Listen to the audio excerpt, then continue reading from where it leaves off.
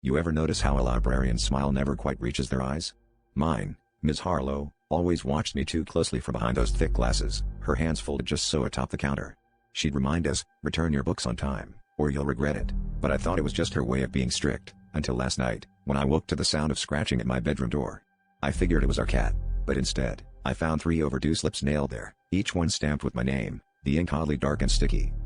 I tried to laugh it off, thinking it was a prank, but my mom swore she hadn't touched my door.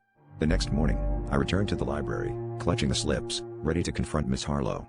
The library was emptier than usual, every clock frozen at midnight, though it was only noon. Miss Harlow stood behind the counter, eyes glassy, lips pressed tight.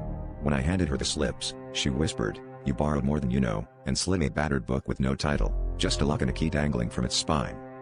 When I got home, curiosity gnawed at me. I turned the key, the lock fell open, and the pages began to bleed, literal red seeping from between the sheets. Names poured out, mine, my friends, strangers. I tried to shut the book, but something held my hands fast, forcing my eyes down the list. Every name was followed by a date, today's date. I realized, with dawning horror, these weren't just overdue slips.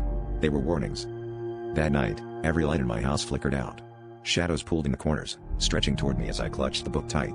I heard the library bell ring downstairs, then footsteps, soft, shuffling, accompanied by the whisper of turning pages.